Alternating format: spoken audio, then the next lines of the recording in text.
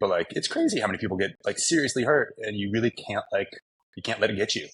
Not that many guys go visit people in the hospital when they're hurt. Like when you're racing, I mean, I had one teammate, I mean, I'm in this neck brace now, but I had a teammate that broke his C1, C2, like should have been paralyzed. You know, he was in a halo drilled into his skull, shoulder supports, the whole thing. And like, I remember going to the hospital, and I was the only guy on my team that did, to go visit him afterwards. And it was kind of like, it was terrifying. All Aspects is brought to you by AspectAvy. AspectAvy is a new safety tool that helps you make safer decisions in the backcountry. Did you know that we currently, as an industry, spend $1 billion per year on reactive avalanche gear? So that's your beacon, shovel probe, airbag. All those things only help you after you've been avalanched. AspectAvy is the first preventative avalanche safety tool that is designed to keep you out of avalanches altogether.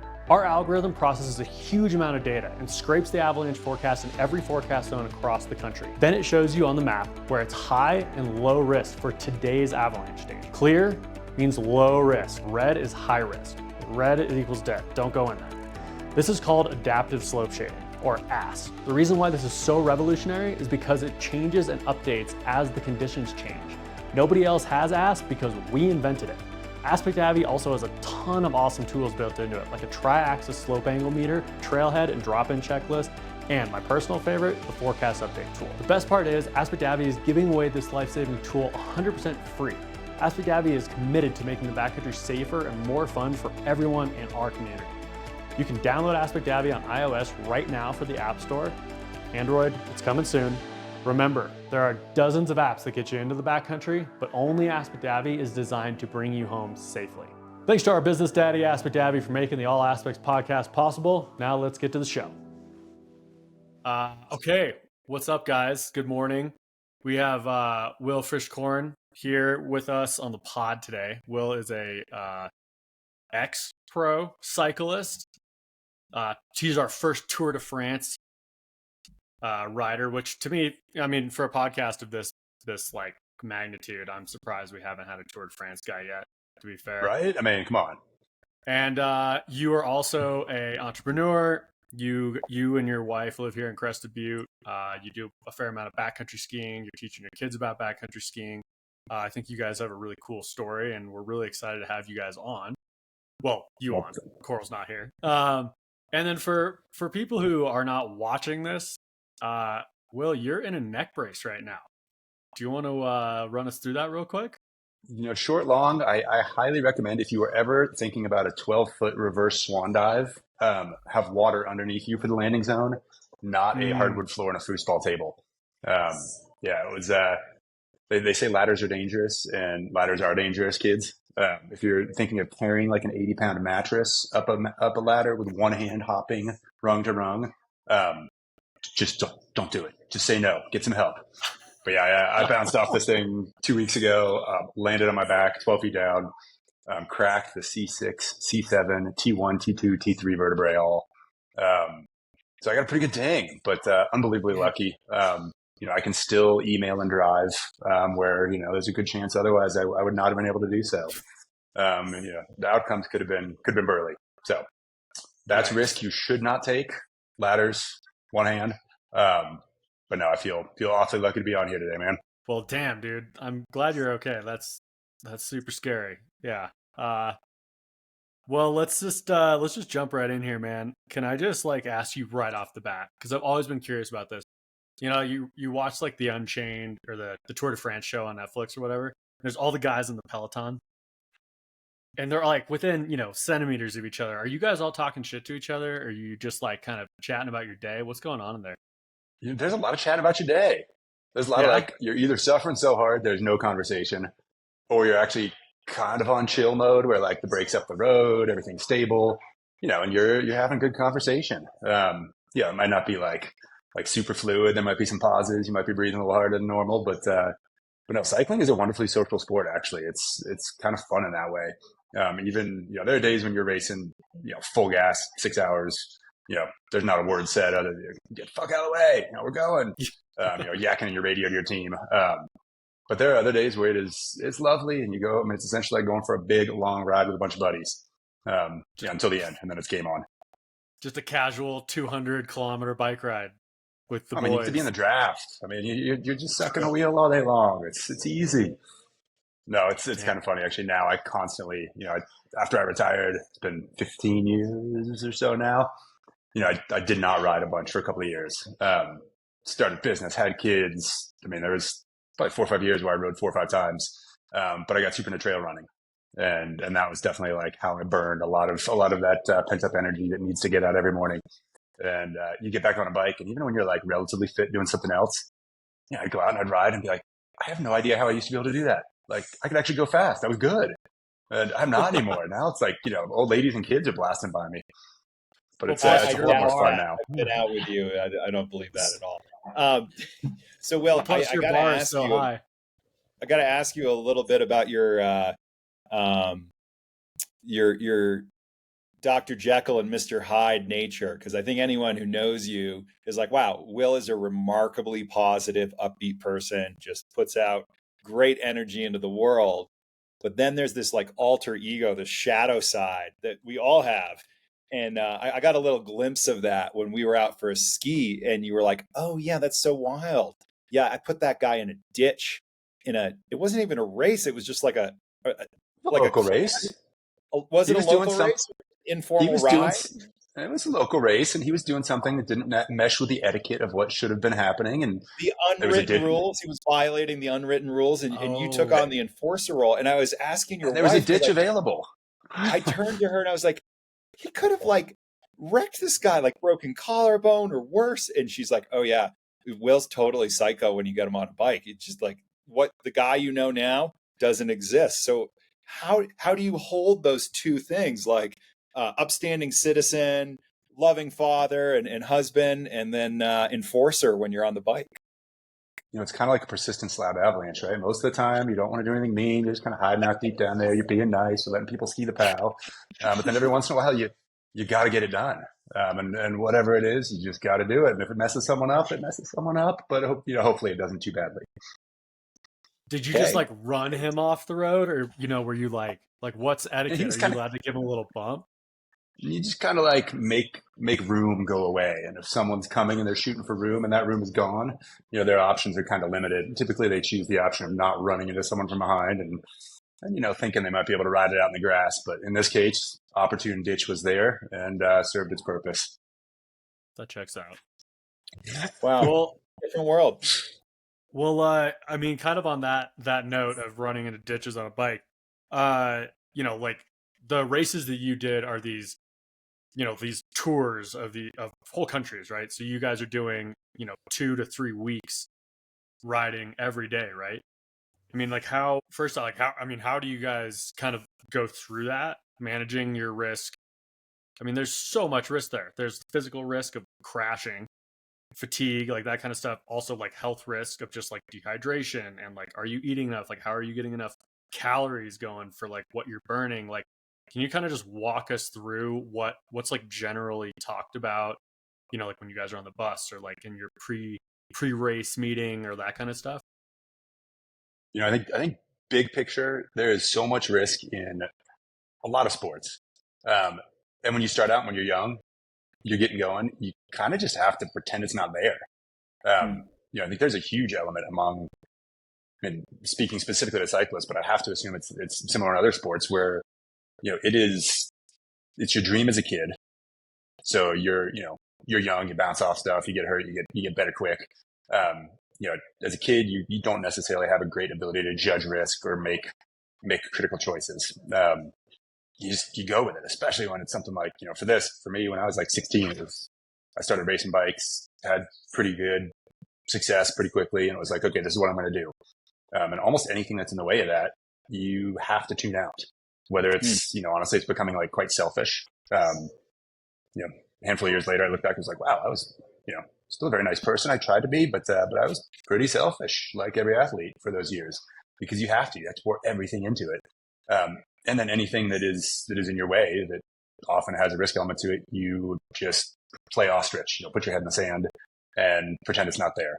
And honestly, through my career, through the 10 plus years that I was racing professionally, I think one of the most telling things is when someone gets hurt, like seriously hurt, in the middle of a race, like you see it happen and you barely pause. Like you watch a friend, go flying off the side of the road and smash into a tree, and you're like, they're definitely going in an ambulance. You pause for like 2 seconds, and then you're back on it, and you're going. I think in the time that I was racing, there were 3 or 4 races that were stopped, and that's one of those things where you're like, whoa. But like, it's crazy how many people get like seriously hurt, and you really can't you can't let it get you. Not that many guys go visit people in the hospital when they're hurt. Like when you're racing, I mean, I had one teammate. I mean, I'm in this neck brace now, but I had a teammate that broke his C1, C2. Like should have been paralyzed. He was in a halo drilled into his skull, shoulder supports, the whole thing. And like, I remember going to the hospital, and I was the only guy on my team that did to go visit him afterwards. And it was kind of like, it was terrifying because it's accepting that like, oh yeah, this is what could happen. And then as you get older, you start understanding like, okay, this is part of it. And how do you try not to be an idiot and be like, oh, I can attack on the descent? It's like, no, I can go fast on the descent, but like maybe that's not the spot to like try to stretch out a couple seconds. And that's, I had a moment, oh God, it was springtime. We're racing in Belgium. It's nasty. I mean, you talk about getting sick. There's like cow shit flying up in your face. You're drinking it all day long because it's just raining and it's so gross, and you're constantly getting sick. I mean, it's like that element it's uncontrollable, but in the span of like 3 weeks, I think I broke 3 bikes in these races. And there was one in Tour Flanders that year. I broke 2 bikes in the race. These just like unbelievably huge, catastrophic pileups that like you could do nothing about. It's like you might be trying to control your risk, but like when 50 people crash in front of you and you're going 35 miles an hour and it's wet, like you just crash. You go into it, center punch it, and just go like, oh, fingers crossed in the air. And I actually had a pretty solid issue for a while after that, like seeing our sports psych. He worked with our team, and I was kind of in the like, is this worth it anymore? Like, this is dumb. And interestingly, it was a couple of years before I ended up stopping racing. I think I was 26, 27 that spring. The year I was 28, I did the Tour de France. 29, I was on the team, and then got sick right before it. And when I got super sick. I was a reserve for the team, didn't do it. And, we were just chilling out in Spain in that chunk of July, and kind of had the like realization of this was a really cool chapter. But for a whole number of reasons, ready to start the next one. And one element of that was definitely like getting hurt. Like I managed to skate through my racing career, never in one of these neck braces that, putting away the laundry did to me the other day. And that was pretty cool. I broke little bones, ribs, arms, stuff that heals quick. But I had teammates that got, just like wicked beat down. And I realized, that didn't happen. And I still love riding my bike. What if I do something else and I can still go out and love riding my bike, which is pretty cool. Yeah, I feel that like well, it's funny you said like when you're 26, I feel like 25 is when you realize you're mortal. Like that's like the age. It's all terrible. Sudden, yeah, man. And what you're saying, like I'm like when I was 25, I had kind of the realization of like, dude, I really want to be able to ski for the rest of my life. And because like this is this thing that I love.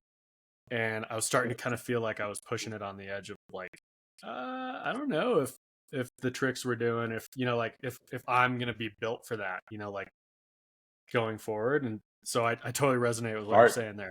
Yeah. And then the psychological factor. I need to jump in and provide some context for the audience here. So people don't know this about either of you, but Dave competed in the X Games for many years and park and pipe and do it. Never competed in the X Games, but thanks.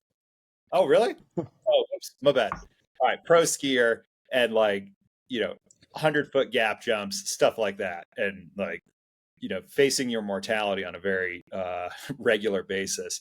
And Will, like you are so close, like you'll never cough this up, but with a little sleuthing, I found out that, you missed winning a stage in the Tour by a wheel. You came in second. And so that's like the pinnacle of anyone's career. How did you navigate that transition and say, you know what, that chapter is over. Here's what I'm going to do for this next chapter?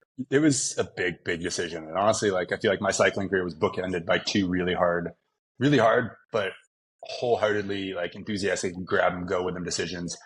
But both were kind of risky. I mean, the first was when I was 16. I was 16 years old. I was on a very academic track. I was at a prep school up in New England. It's like channel to the Ivies. Everyone's very boring, and they're in New York now making a bunch of money, investment banking and stuff. And I was like, this bike racing thing's really cool. And, we had a cycling team there, schoolboys racing. And my coach was awesome, like super, super cool, inspiring, mentor figure.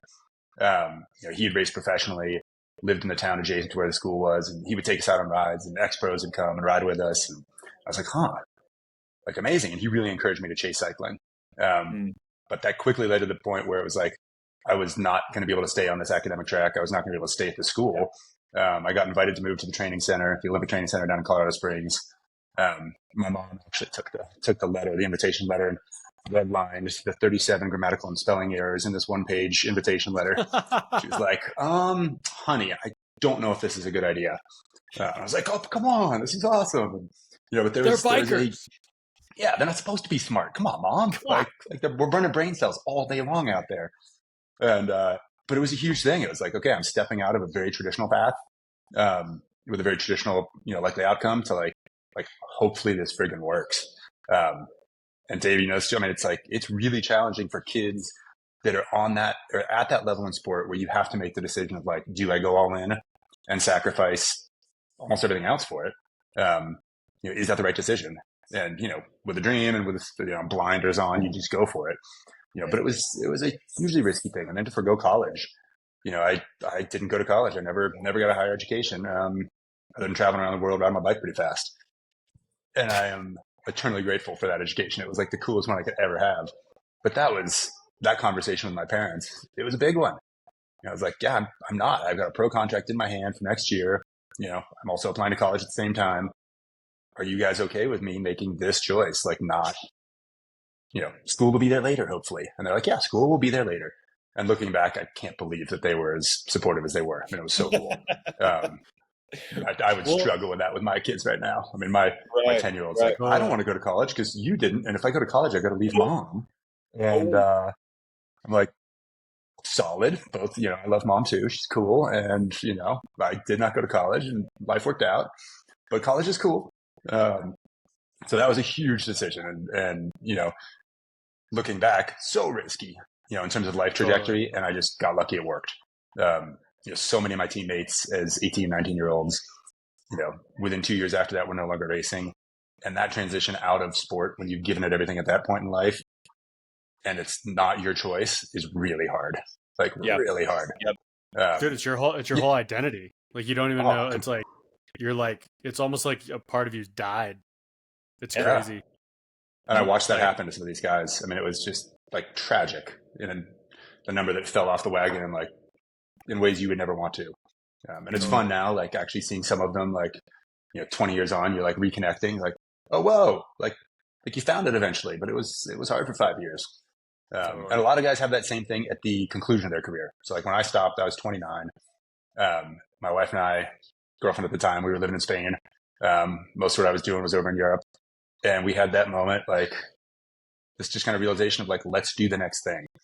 And I ended up having a super soft transition, which was great, in that my team was like, hey, work for us on the marketing side, the management side.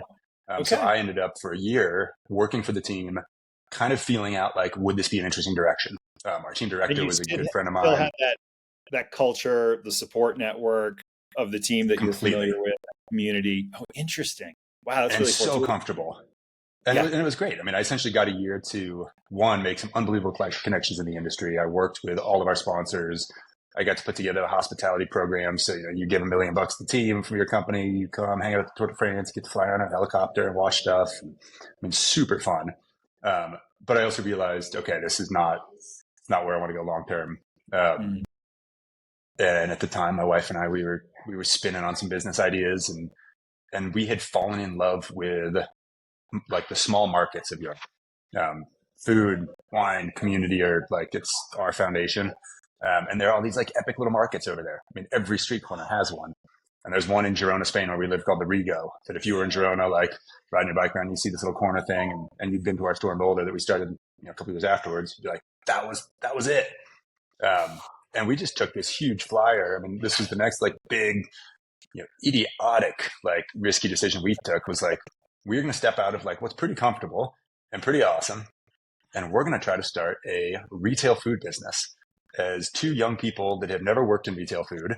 And never really done much other than like ride bikes. And my wife, she was a graphic designer. We're like, we're going to go for it. And to like compound it, we ended up starting it in a building. We took on a lease with another couple. So we had two couples running businesses in a building. Wow. And my dad, who was a business consultant, was like, all the stuff that we've like done over the years, like I kind of thought you were a little smarter than that. Like, but go for it, kids. Have fun. He's like, cool, man. First it was not going to college and cycling. Now you're like, he's like, are you just going to choose the hard route in everything you do? Like what? It's like a potential 4% margin. That does not seem like a good business idea. I was like, but come on. And again, we got lucky. It was awesome. We started this business called Cured in Boulder. Specialty food, cheese was the heartbeat, but it was charcuterie, wine, olive oil, like all the stuff we loved eating and drinking and having around the house. And we, 10, 12 years in, we ended up getting super lucky. It had developed into a pretty real little business at the time. We had a great team, 30 folks working for us and catering and gifting and, all the stuff around food. But COVID prompted sort of the next ripcord, which was, it was just too much. We have kids, they're 8 and 10 now. And, last year at Christmas, or 2 years ago, Christmas Eve, my wife's like, this is the first Christmas Eve we've all been home as a family. Like, this is pretty cool. This business was so all consuming, that we knew we needed to change. And we found a great buyer for it, great at the time. And, but it got us out, gave us the flexibility to just full on ripcord life where we sold our business, our cars, our house, everything, put like, most of the stuff we got rid of, 10 by 20 foot storage container, put what was left in there. And we took a year and traveled and did a full loop of the world with kids, homeschooling them, and just like bucket list trips, things we could never have done, previously with time. So it was pretty cool. And then we landed here in CB and trying to figure out what's next now. Yeah, it was travel was amazing. Well, I gotta admit something to you, man. I'm totally embarrassed by this because we've like hung out, we've talked. I had no idea that you guys started Cured. Like that was our baby, our first baby. No one has ever said that to me. Like you never said. You guys were like, yeah, we started this like cheese shop, blah blah. Like I was just like looking it up, and I was like, oh my god, dude, I've been to Cured. This place is great. Like it's like a Euro kind of deli spot. Dude, I think did you guys have like a brunch pizza or something there? We had so much fun with food. I mean, it was pretty epic over the years. I think I went to like a brunch there and I was like, dude, that place rocks. So anyway, that's embarrassing. We miss it. So awesome. Well, Will, you're more than welcome to reprise the Cured experience for your friends and neighbors here in Crested Butte. We're happy to come over and give you that opportunity to experience that fun all over again. We will make it happen here at home. No, we still have a handful of personal belongings scattered around the world. And one of the coolest things that I need to go snag back at some point, we have when we sold the shop, we had a couple of these like beautiful Italian handmade mechanical prosciutto slicers. Oh yeah. And one is actually sitting at a friend's house in Boulder right now. And it's, you put the leg on there and crank this thing. Just this perfect paper thin prosciutto comes off. So it'll be living on the counter here soon. We'll let you know. That's like some nice hardware too. Those things ain't cheap. That's like Ferrari. It's pretty cool. Yeah. One of my favorite things is going over to Will's house and he cranks up his fancy espresso machine. And I know it's going to be the best coffee of my week. And I'm just like, I can't wait. Surprise me. Makes it happen. Yeah. Damn, dude. Well, you just went through like everything, just like knocked it all out. That was wild. But let me loop back to something else. You mentioned when you're talking about watching your buddies like crash and that kind of thing, and how you had to deal with kind of like some mental stuff post either you crashing or like seeing your buddies crash. And like I think anyone who's, and I'm Jeff, I'm sure you can relate to this too. Like anyone who's dealt with where like you're doing something dangerous, right? Like, and it's part of, I think, your programming as a human, right? Like you don't have bandwidth for that, so you just like turn it off. Like that's just not something you think about.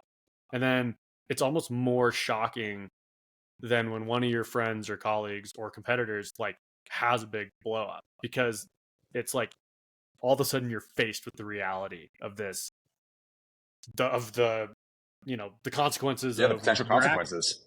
Yeah. Yeah. And like, I wonder for you, racing at that high of a level, do you think it was harder when you like which was harder? Like when you personally had a crash or like when you'd see things that were out of your control happen around you? Because I know It it's was the out harder of for control me. for sure. Yeah, no, it was, Okay. if you make the mistake, it's like, yeah, you fucked up. You went off the road, you pushed it too hard. It was like, theoretically there was an element of control that you had, and you made a bad judgment. I think the thing that was hardest for me in cycling and would probably put quickly most folks is just the complete lack of control. And it's the joke earlier about persistent slab. It's like, it is that where like you're cruising along and you're going 30, 40, 50, 60 miles an hour down a hill. And like, if the dude ahead of you hits this little crack in the road and goes down, like there was no control. I mean, that's just shit luck. Totally. And that happens. And that's most of the really bad accidents. It's that, one of these ones in Flanders where like, 50 of us went down, bike just destroyed. These Belgian cement roads have these little gaps between the where the compression gaps in the concrete. Over the years they spread. They fill with water because it's raining and nasty. You drop a tire down into this thing, bike just stops, flips, goes. Totally. And all of a sudden, all these dudes are on the ground, and there was nothing they could do. And I think that's without a doubt the hardest part. And coming to grips with that, and then at a certain point, as you said, you have that like moment where mortality comes in and self-preservation instinct comes up, and you go, like, is that worth it? And you try to do what you can to control it. You try to work through it. You try to like put your head back in the sand. And some guys are better at that than others. And also you figure out what you can do to control it. I mean, if you look at controlling uncontrollables, like you look at like Lance Armstrong, for example, who interesting dude, amazing, like unbelievably successful, inspiring, all this stuff. But like I think the most impressive thing he did was manage to make it through his 7 tours without like a horrible crash. And they managed that by literally like putting their team on the front, and just like he would never be more than 10 dudes back. He'd always be right up there. And, you go into the finish and you get swamped, but like you have to have a number of things aligned to make that possible. The further you are back in the group, the more people ahead of you could theoretically have an accident. You control that in a way you can. Pretty impressive. Dude, there's that crazy video where I don't know what year this was, but he goes off the road and just rides like just off over the grassy field. Yeah, for like 100 meters on a freaking road bike, and then just hops back on and like keeps back on the other side. Like, goes. Like he didn't even jump off; he just rides it. Like no, that was his one that could have been bad and worked out, right? Where you're like, damn, unreal. That's crazy, dude. I can't ride a road bike on my dirt road. Like gravel bikes, you can get one of those things. Get rid of the road bikes now. We don't even have one anymore. No, we literally got rid of road bikes and just rolled gravel and mountain bikes, especially here in Crested Butte. Like, mountain biking is so good. Totally. Well, it made me think of when we're talking about risk and randomness and what's within our control and what's out of our control, it made me think there's this really fascinating cognitive bias that's been super well documented. And that is when good things happen to me, I ascribe them to my brilliance, my hard work. Of course. Because I'm in control of my destiny. It's preordained. If a bad thing happens to me, that was some serious bad luck. Always. And so much of it is, Dave always laughs because I always say like, hey, we're going to put ourselves in a position to get lucky.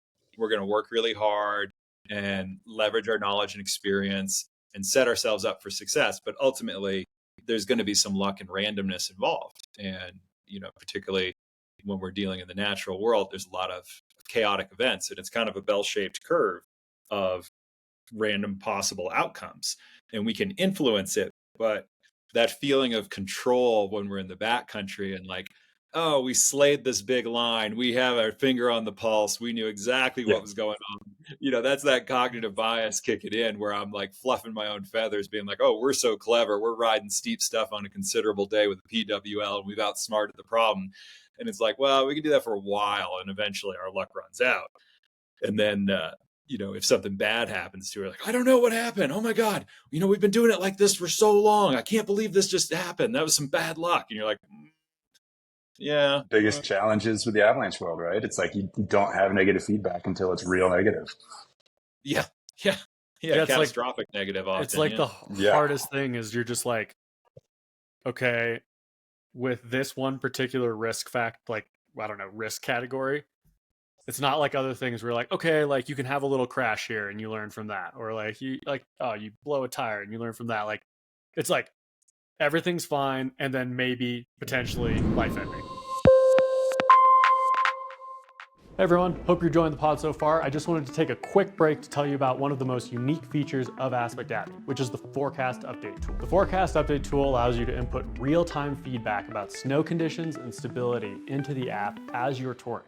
So say we're out touring in this area, it's a moderate day, but all of a sudden we experience signs of instability. We come up to the corner and we click this little button right here, brings up the forecast update tool. Then we can go in and let's say we got whoops and we got shooting cracks. We click done. Your map is going to be updated to considerable Avy danger and will now have the updated high and low risk areas painted onto the map in that forecast zone. This works even offline, which is super badass. If you want to try out the forecast update tool for yourself, head on over to the App Store and download AspectAvy for free on iOS. Okay, back to the show. Yeah. Great. No, so we got two kids. We have an 8-year-old and a 10-year-old, and it's fun because living here, snow is life. It's why we came here. We love playing and stuff. Honestly, like the whole time I was racing bikes, I couldn't ski. There's dangerous activities clause in almost every professional athlete's contract, and it was essentially don't do anything fun. You will get in trouble and not get paid if you get hurt doing something that is fun. That's one of the reasons why I was like kind of excited when I stopped racing. The first thing I did was like, Coral, guess what we're getting for Christmas? We're getting some touring gear. And we were living, 45 minutes from the foothills of the Pyrenees. So we were like instantly like, cool, let's go out and play. And her parents, who were both, big in the alpine mountaineering guiding world for a bunch of years, way back in the day, they were like, well, perfect. We know what we're getting you for Christmas. Here's your level 1 course. Wow. Which was awesome. It's looking back, it was the first course we took, and it was right when we were getting into it. And I feel so lucky for that. But I was just like stoked to be able to get back on skis. I grew up skiing. Until I got really serious about bike racing. I was ski racing, just fun, definitely not any good, but having fun up in New England, and was just so stoked to get back out and be able to play. And now we've got 2 kids, 8 and 10. We're here, last winter we're, Coral and I, every day they're at school, we're sneaking and skiing. And they're like, hey, can we do this? My 10-year-old especially, who's got like that suffer mindset. 8-year-old's kind of like, I could also have hot chocolate and go ski the lifts, and like it's pretty fun. Yeah. 10-year-old's like, yeah, let's go out there, and I love working really hard. But thinking about how you communicate risk and like distill it in the backcountry to kids, which I think is a whole other deal. And honestly, last year was super cool. One of our 10-year-old good buddies, his mom was like, my kid's a little bit of an idiot, and risk is like he doesn't process it. She actually got this little group of kiddos a little one day like Avy course with a buddy of theirs who's a guide, and like coolest thing ever. It was 5 little kids went out and dug pits, found a backpack hiding out down there, and learned how to do all the stuff, and it was fun. And that like Holden and I, our 10-year-old, we'd already been starting down that road, and he took a ton out of this day. But it is really challenging trying to be like, okay, dude, like you're 10, you're getting to where you can actually get out there physically. How can you do this for your whole life? And it's how do you be calculated in your choices, and if you want to push it hard, we got this killer ski area just down the road. But if you want to go out and ski some POW and get a good workout and have a good time in nature, like this is the way to do it. But let's be really clear with our choices of this yes, this no. And actually, Jeff, it was fun last year. Like I showed him the app, and our kiddos, we keep pretty far away from technology, but he's like, okay, I get this. Like it's very intuitive. And that's awesome. And it is a great, assistance in the teaching process of ideally setting up some little kids for success for a long time, and not taking risks that are unjustified in an environment that can be terminal. How did you and Coral, what was your journey like for getting backcountry savvy and learning about snow and avalanches? What was that process like? Oh, great question. So like we, instantly I stopped racing. We get touring gear, we're getting out playing. and realized mountains are big, and she grew up, her parents were both ice climbers, rock climbers, mountain guides. And both of them they both pulled people out of snow, that weren't breathing. And they were awesome in that, just like fundamental, like, hey guys, we love what you're doing. Like, it was our life. They live in Mexico now where it's just warm and sunny because they got cold a lot of times over the years. But they're like, take it seriously, learn about it, and really think about what you're doing. And I think that was an incredible foundation. The Abbey course they gave us for Christmas the first year we were playing, that set us in, essentially did what Abbey 1 does. It just scares you. It's like, okay, like, this is really serious. Confuses you. We did a rescue. Oh yeah, you're just like, whoa, like 20-degree powder. Does that work? I think that's the goal, right? It makes you really think about what you're doing and like understand the ramifications are legit. And then after that, we ended up, one, just studying a bunch and reading. I mean, there's so much great literature out there, and the internet opens it up even further. We spent a bunch of time in the backcountry. I mean, every year we could, we were, there were years where work prevented, more than 20, 30, 40 days. But I mean, a couple winters ago, we probably got 100 days of touring, which is just awesome. It was good. Right after we sold the business, and we would drop off our kids at school every day, and those 5 days a week we'd go ski and get 4 or 5 hours in, and then on the weekend we'd take the kids. It was the best thing. It was so good. But a lot of time out there, and a lot of time, the two of us as partners, trying to really check each other. I think we all know that maybe the ladies make better choices than we do. And it's awesome to have that balance. And I think the other thing for us that was killer is that as a couple, you drop your kids at school and you go ski, like, you definitely want to pick up your kids at school. There's no question there. And that's like the worst case scenario, is imagining that situation. So we ended up over the years as well doing a number of additional courses. We did formal 1, 2 rescue, the things that are there, but then also just hiring some guides when we were in cool places, to take us out and like, yeah, let's ski, but like, will you also essentially do this as a refresher? Which I think was awesome, because in the field time, especially once you kind of have the background of what you read, put it to work in the field, and to be able to see that, and be able to see that in different places as well. It's like you ski in one place all the time, you get super comfy there, but like, we were up in Jackson one year and had this like awesome experience, like epic tours, but like with a lot of stopping and going, why? Like, show us why we're making these decisions. And Jeff, last year at one point, before a course I was doing, you were like, hey, when you go do this, just constantly keep asking why. And it so resonated, because it's like, yeah, you want to understand it. I don't want to just go do it. I want to know that I can go do it myself as well. And maybe I won't push it quite as far, because I like building that little more buffer, but I understand it, which is huge. Yeah.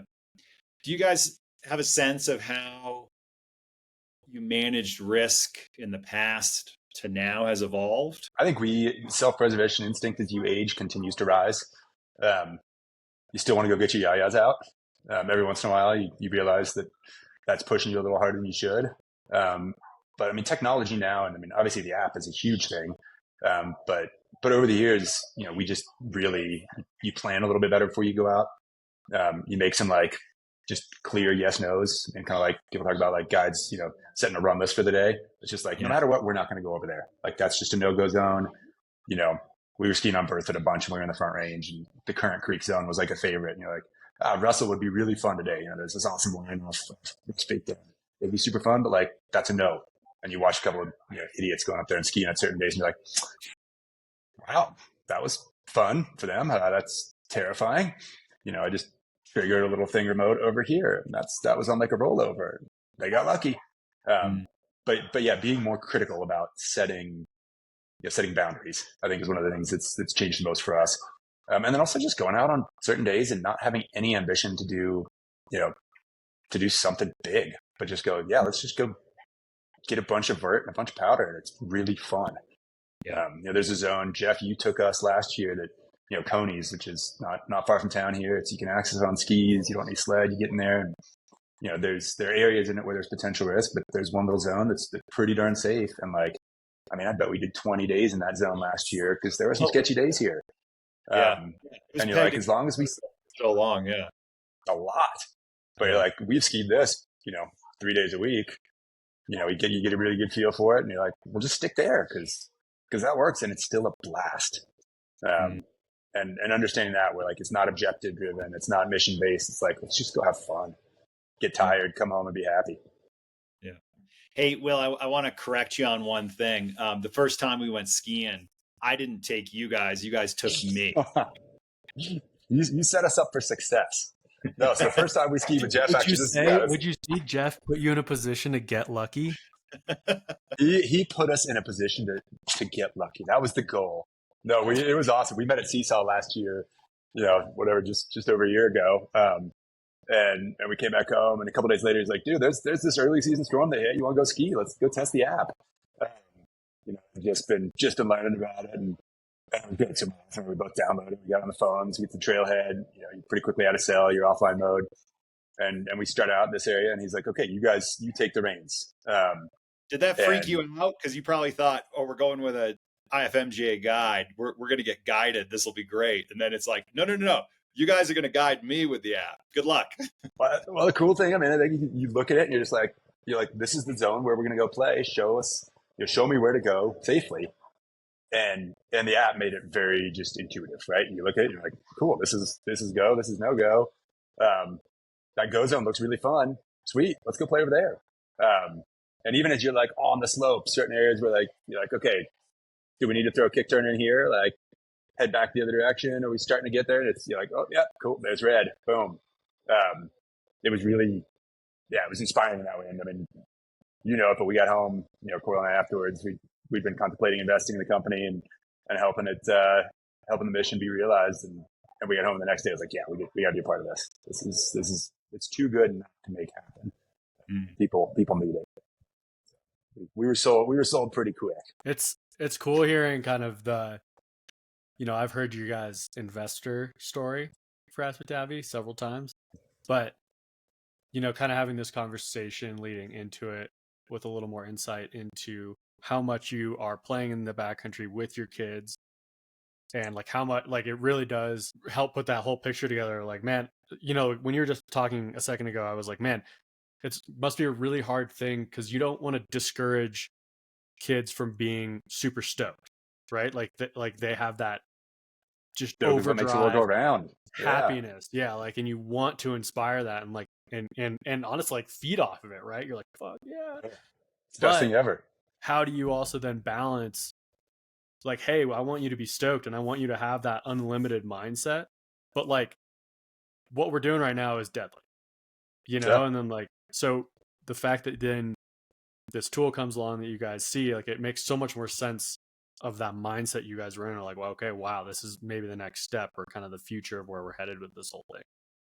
I think if you look at it from a kid's perspective too, you show them Gaia and I have like all the apps. I love just geeking out on all that stuff and show them the, Gaia, Onyx, Caltopo, and you're digging in and you're like, there's so much information available there, which is fantastic. It's part of route planning. It's part, all of that.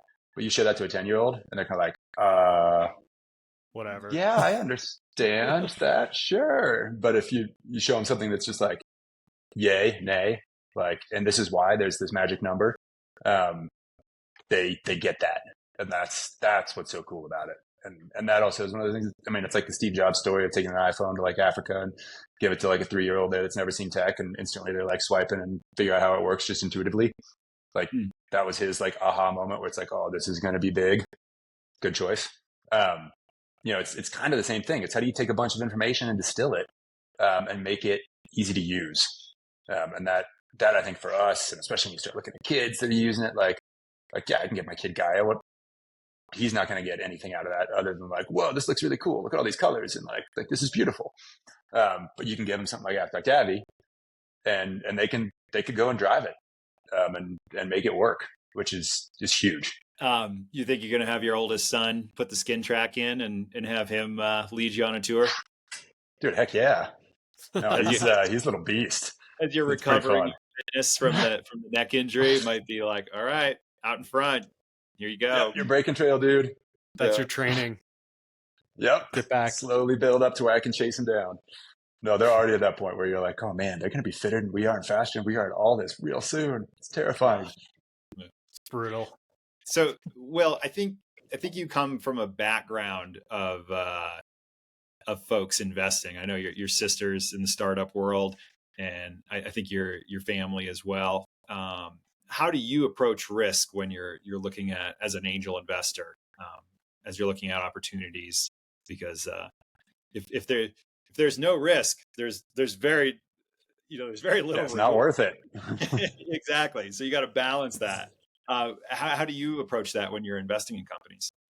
Well, there's this app out there that you just put all the company info into, and they tell you a yes or a no. And it's just, I mean, wouldn't that be cool? There's the idea.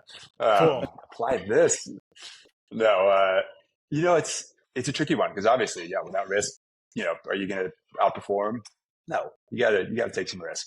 And I think for companies like this, it's a lot of it hangs on the head of the man behind it, the woman behind it, the people that are making it happen. You can look at all the numbers that have been conjured up out of thin air, and is this, could this work? Is this going to be the biggest thing ever in the world? Yeah, it sure is on this piece of paper, but what's reality? So you try to make a judgment call. It's just like playing outside, right? You try to go, here's all the information that I have. You're checking, ideally you do your due diligence and you find, people that have worked with them over the years. You look at potential competitors, even in a space like this where it's, AspectAvy is kind of an outlier. Yeah, they're competitors. What's the moat, right? You do kind of all the classic risk analysis things and viability as a business, and then you just kind of go, does this feel right? And hopefully the feel, hopefully the feel is right. And every once in a while it's not. Fortunately it's not, and then the avalanche takes you out. It's just like, you lost that money. So you got to make that call of how much money you're comfortable putting at risk. Is it enough to be impactful for the company? But also, is it a number that if this one were to just disappear, you're going to be okay? And that's kind of our calculus for it. But it's especially for really early stage stuff, there's a lot of gut to it, which you don't want to apply that in the backcountry in quite the same way. But we don't have a great tool for this yet.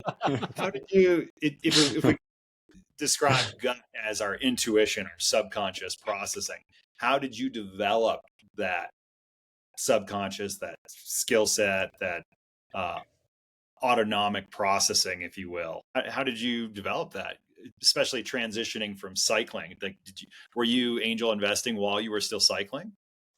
So I was super fortunate, and my father had been in the VC world for a long time. And from early on, I mean, when I made the decision not to go to college, it was like, okay, how am I going to continue my personal education and growth in a way that after cycling, ideally, there's something there where the brain hasn't completely atrophied and burned away over the years. So I was able to see and be a part of a number of decisions through that chapter, and watch the choices that he made and understood those choices and what he was doing, and be involved with some of those as well, which was great. And then see the ones that didn't work out. I think that's a really important part of it, is that no one's successful 100% of the time. Ideally, no one's successful 50% of the time.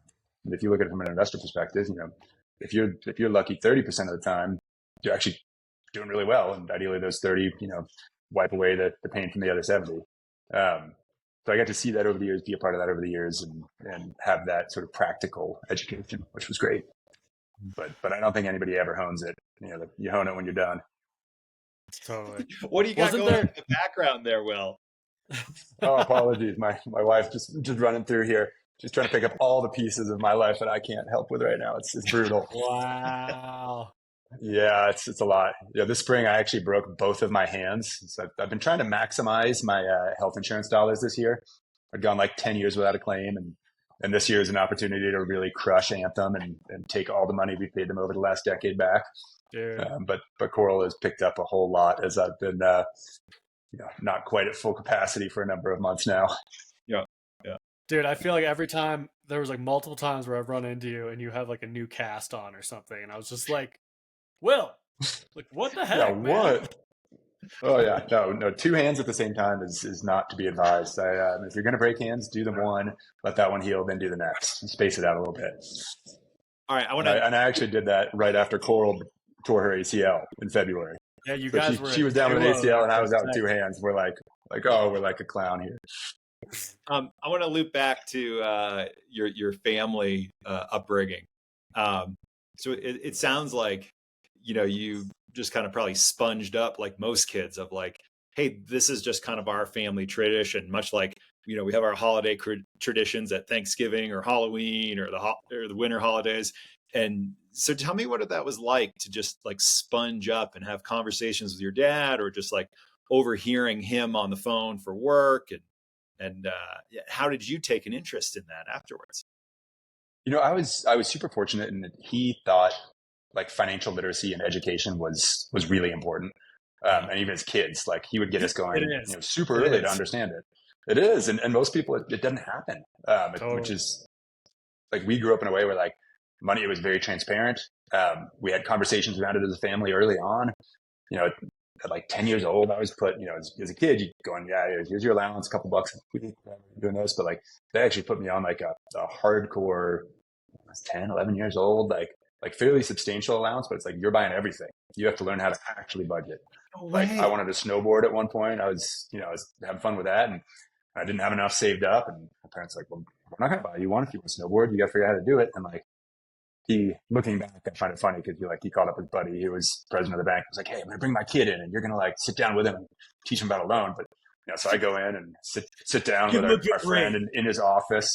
And I'm like, sir, I would like to make you a loan to get a snowboard. And he's like, okay, how are you going to pay this back? I'm like, well, there's recycling I'm collecting. I sell some daffodils in the spring, $5 a gallon. And, I think I'll get this $150 back in about a year. And drew up a little document for me and got my snowboard and paid it back, monthly over the year. And, Oh, so but you've like been these awesome hustling things, since you were a little kid.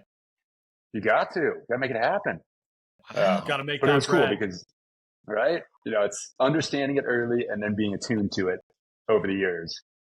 Really, I think is what set the foundation for me. And even with all the stuff that my dad has been involved in over the years, him sharing it all. It's not like, oh yeah, some stuff was work, but some stuff was like, hey, this is something cool as an educational opportunity for my kids.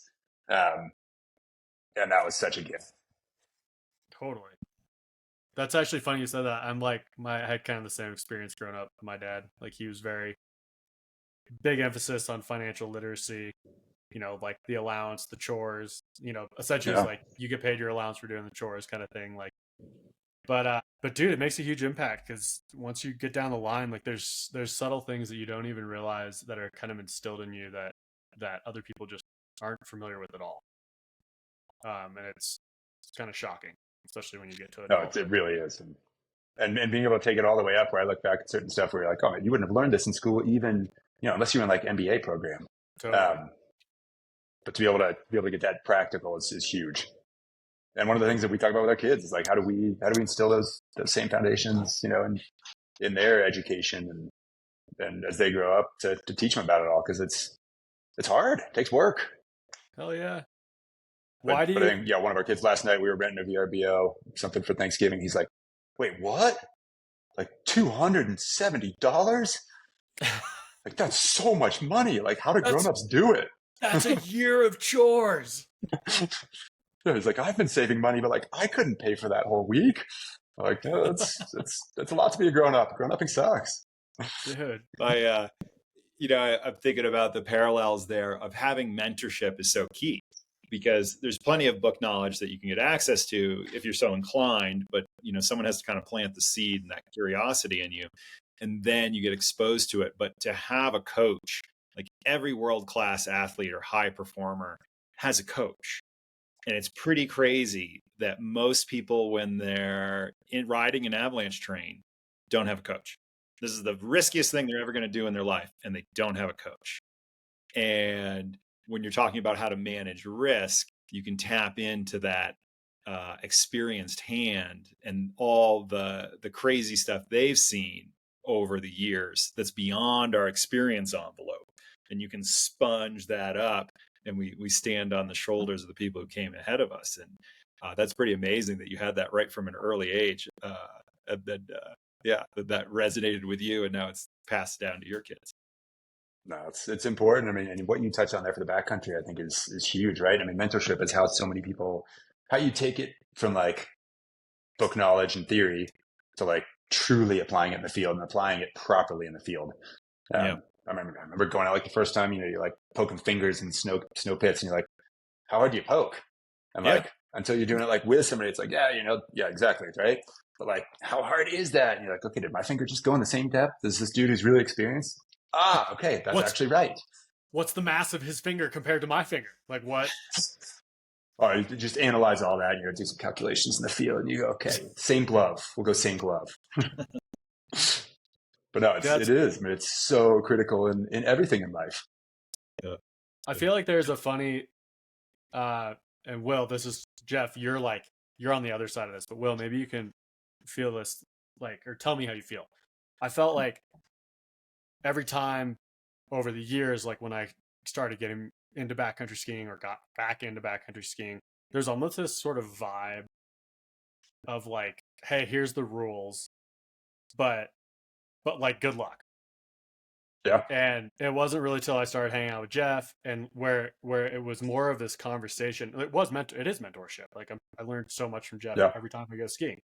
Like it wasn't until I had that relationship where it was more like I could just ask stupid questions that I realized like how much I didn't understand. Like I thought I understood, but I had misunderstood. Like I'd learned it wrong. And to me, that was like the most startling thing I learned through this whole like process of working with AspectAvy and doing all this stuff is like, dude, I essentially did like Avy level 1 way back in the day when I was like 18, and I didn't touch the backcountry for years because I had friends who died and like all that good stuff, and I just didn't trust myself. I didn't think I had a handle on it. And then I came back and started skiing with Jeff, and we kind of did like a refresher and all that kind of stuff. And it isn't even until now that I'm like, now I'm starting to feel like I have a grasp on it. But before, it just seemed like people are getting like thrown to the wolves. Like it's not, and not for any sinister reason. It's almost just sort of like the architecture. Like, did you kind of have that experience? Right? Completely. I think we were lucky in general in life, right? The best way to like get better in anything is do it with people that are better than you. I mean, get out there with someone that's faster than you on a bike and follow them down a hill. It applies across the board, and that's how you learn best. But also, as you just said there, you've got to be able to ask dumb questions. Especially in the skiing side, it's not just following them. It's like, why? Like, why did you make that decision? And you have to be able to feel a little bit uncomfortable with where you are yourself to be able to ask that. And if you can't, if you just nod, yeah, it's like you're never going to learn it. So I think it's totally. For everybody, it's finding those people you can go out with that you're comfortable with.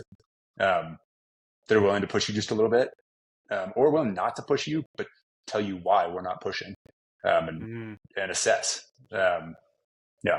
It's probably one of the biggest challenges in the sport, isn't it? And I think that's one of the things that, I was talking to somebody about AspectAvy the other day, actually, and they're like, well, you just go ski, find a good mentor. I was like, well, not everybody can find a good mentor. Where do you do that? And even then, like, we still make bad decisions. People do, like, we know it. If there's something, I think one of the most powerful things that this app does is it prompts thought. It gives you yes, no's, right? But it also like, there are a lot of people out there who are going to disregard that. And that's personal choices, right? It's like, it's what's personal tolerance for risk. But if you're going to disregard it, it made you think one more time. Like, hey, you're making a bad choice. Or you're making a very risky choice. Is it worth it? And that's, you can't have a digital mentor, but you can have a digital gut check. And that can be a digital gut check. Well, and it's also good to like have something visualized of like going back to what we mentioned before of, something's dangerous, but it's totally theoretical and it's really easy to push away. It's like, it's easy to be in denial about it, but then having a tool that's like, oh shit, this thing is literally showing us what we're doing is the base jumping. Like the red is, oops. It's like, oh man, it's way harder to like have that the cognitive disconnect, I guess, when you have this thing it's so easy you in the face. Yeah, we're all so good at rationalizing anything and everything in life. When there is a hard line that's there for you, kind of kills your ability to like rule it out through rationalization. Yeah, it's funny. Try. It's even worse. I can't bully people with my knowledge and like guide. because they're like, "Hey, Jeff, Yeah, dude, you made this thing. yeah, this is a high risk move, and we're just not down for that." And be like, I was getting a little too Yeah. excited. I was getting a little too. Yeah, that doesn't really hold up in court, does it? I felt good. I felt really good about it. Yeah, it's funny. Until that moment. I was talking to someone. I was telling someone about AspectAvy like a couple of months ago, and they're like very experienced backcountry skier. And I was showing them. I think right now we just have a random forecast on there from January of last year. Forecast. Yep. Something to play with. Yeah. Yeah, and I was showing them that, and they're like, "Oh, well, I ski that stuff all the time." And I was like, "Well, yeah, this is not like." I was like, "Oh, that's interesting because we're not like telling you what you can and can't ski. We're just showing you how dangerous what you want to ski is, And it's like, so we're not saying like you're a bad person if you go ski that. This is just an aid for you to be like, no, but just think about is this dangerous right now?" The answer is yes. Yeah, I was thinking an interesting analogy would be like I'm a bad driver. Like I love to pretend I'm a rally car driver, like Finnish rally car driver Mika Hakkinen, and get the Hakkapeliitta studded tires on the Suvi, and like so bad. It would be hilarious. Instead of a speedometer, it has a riskometer, and the risk isn't linear; it goes up logarithmic curve. So it'd be hilarious instead of a speedo to have the Risco. And it's like, doesn't State Farm have that little black box they keep trying to put in your car, and they're like, "Oh yeah, we'll give you good rates." And you're like, "I don't want that thing in my car. Hell no. Like, not a chance." They're like, "We see you've been going to Taco Bell a lot this week. What's up with that?" You're like, the gorditas, man. That would affect your life insurance rate, right? With your cardiac. Yeah. They know everything. Yeah. That's awesome. Hey, Rick, I got to ask him, Dave. Will, if you were an avalanche, what kind of avalanche would you be? Oh, that's a I'm going to have to ask you as well, but I might go with that persistent slab thing from earlier. I mean, it's like, ideally you're not messing with people too much. You're letting them have fun, but every once in a while you just got to lay the smack down. And I would say either that or a slough. Ideally the slough it's kind of unthreatening. It's friendly, but like it makes you think just a little bit. These are totally opposite ends of the spectrum. One is predictable and easy to manage, and the other one is wildly unpredictable. It's impossible to manage. So which is Keep people on their toes. Keep them on their toes. Perfectly goes paradox here. Young would love this. This perfectly loops back into Will, like the dark side of Will, as also like the light side of Will. He's like sometimes gotta be light and fluffy and happy and just fun, have a good time. He's fucking instant death. Well, the slough is what can send that persistent slab, in the worst case scenario. True. Yeah. Jeff, what do you, dude? Yeah, dude. It'd be really interesting to get the cross check on that. I wonder what my ex-wife would say, but I would say that I'm a storm slab. And when you're often working in a mechanized operation, you get a lot of laps in, or sometimes if you've been in a ski area and there's an instability in the storm snow, where it came in cold and fluffy, and then it's a little bit top heavy. It's very predictable in how it's going to break and where it's going to break. And often it's like the same within a degree or two, like 37, 38 degrees slope rollover, where you can get it to go. But it's, oftentimes it's not the biggest consequences. And it's fun to interact with, and more predictable than say an old snow problem. Having said You're fun to interact with. Yeah, I mean, that's my self-perception and somewhat predictable about what you're going to get. You're going to get someone quirky, odd, playful, curious. is my self-perception, but it'd be interesting to throw that out to my friends. They're like, "Oh no, he's deep slab for sure." Take a poll.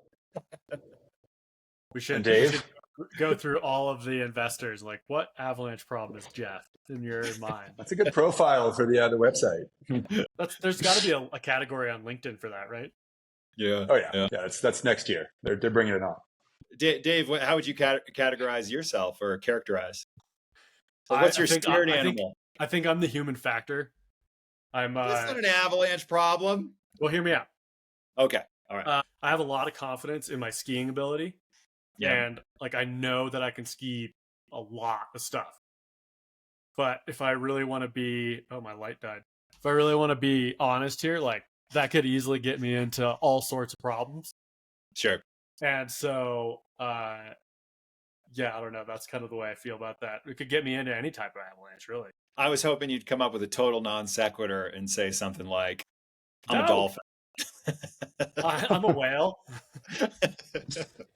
That was the best. Oh man, well, do you guys, Will, we've taken up a lot of your time, man. Thanks for hopping on. This has been really fun. Oh, Dave, I got one more. Okay. I got one more. What haven't we asked you that we should have asked you? What don't we know about you to ask? What don't we know enough about you to ask? That's a good question, Becky. You'd have to ask my wife that one. She'd have a far better answer. Well, Coral can chime in if she's in the background. Now, what would I say? Oop, I think my earbud might have just died there. Or what didn't we ask Will in the interview here in the podcast? What didn't we ask Will that we should have asked? I'm going to say like, what's making me happiest these days? Because I think it's one of the most important things in life is what's making you happy. What is it that you do when you're not wearing a neck brace that brings joy? And it's fun after all the years where like that was focused on cycling or was focused on work. Now it's focused on kids. And it kind of ties it back to like teaching these little dudes to be able to go out and play.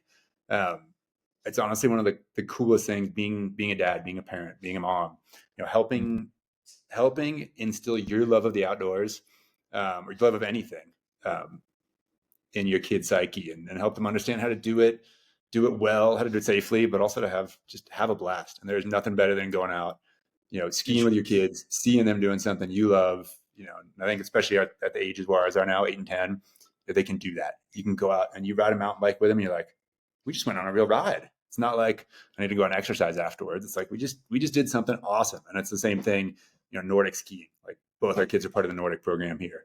You can go out last spring and you're like skating up towards Paradise, with your kids. You're like, this is pretty magic. I think for everybody that is one of the coolest things in life, and it's what's making me tick these days. Yeah, it's a different type of adventure, right? It sounds like there's this theme that goes through from early on until now of adventure and risk and reward. And I like that idea of adventure. It gets really interesting when the outcome's a bit uncertain and we're not quite sure how this adventure is going to play out. And it seems like you guys do that a lot with your kids, whether it's traveling around the world or starting a new business venture or taking them out backcountry skiing. Yeah. Oh, it's the best. It's sharing the stuff you love with the little people that are going to then share it with you for their whole lives and keep doing it even after you can't. Do you and Coral have like sidebars after you watch your kids do stuff where you're like, holy shit, like it's kind of like they're getting like kind of sick, like, or should we be concerned? Constantly. That's called being a parent. That's awesome. Oh man, well thank you so much for coming on. It was really fun connecting with you. I'm glad your neck is going to be okay. That's freaking crazy, man.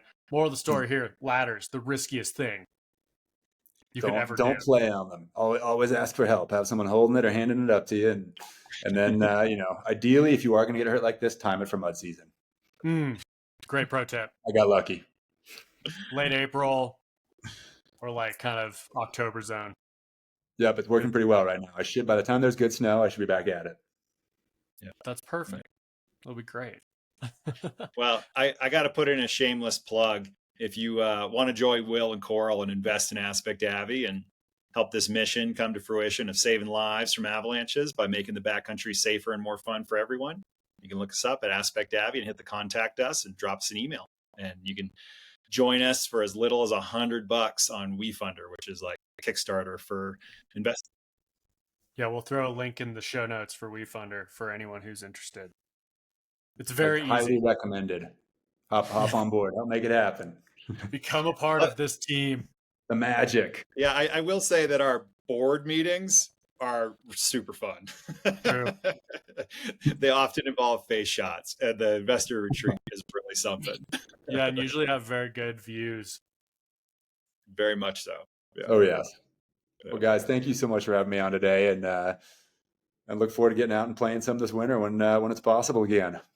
Yeah, looking forward to getting back touring with you, Will. That's it. That's the show. Thanks so much for listening, watching, however you're doing your pods these days. If you like what we're doing, please consider subscribing, leaving a review or a rating, sending it to your friends. It really does help us out. One last thanks to our business daddy, AspectAvy, for making the All Aspects podcast possible. If you want to try out AspectAvy for yourself, head on over to the App Store and download it on iOS for free. Thanks so much for listening, watching, and we'll see you in the next one.